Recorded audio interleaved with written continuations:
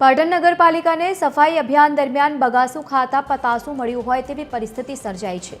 મીરા દરવાજા વિસ્તારમાં chief officer અને તેમના સ્ટાફે હાથ ધરેલા સફાઈ અભિયાન દરમિયાન રસ્તે રખડતી ગાયોના વાડામાં ગેરકાયદે ધમધમતી પાણીપુરીની દુકાનો અને રહેણાંક ઓરડીઓ મળી આવી હતી। મહત્વનું છે કે પશુ માલિકોએ ગાયોના માટે આ વાડામાં બાંધકામ કરી પરપ્રાંતીય લોકોને ભાડે આપ્યા હોવાનું ખુલ્યું છે। આ ઓરડીઓમાંથી અસહ્ય દુર્ગંધ મારતા સડેલા બટાકા અને અન્ય અખાદ્ય પદાર્થોની ચીજવસ્તુઓ પણ મળી આવી છે।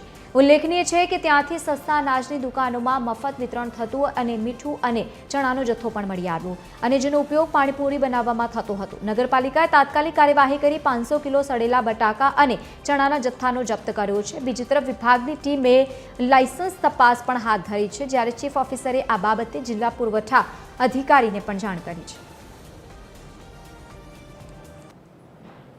તે ગાયોના જે વાડાઓ છે તે વાડા માલિકોની અમે એ વિસ્તારની મુલાકાત કરતા લક્ષ્મીપુરામાં જ્યાં ગાયોના વાડા છે એ વાડાઓમાં રૂમો બાંધી અને ત્યાં ભાડે આપી દીધું છે અને ભાડે જે પાણીપુરીવાળા જે છે યુપીથી આવતા બિન ગુજરાતી લોકોને આપવામાં આવ્યું છે અને એ લોકો રોજ અહીંયા ચૂલાઓ સળગાવી અને ત્યાં પાણીપુરીનો તાવડો માંડી અને કામગીરી કરતા હોય છે।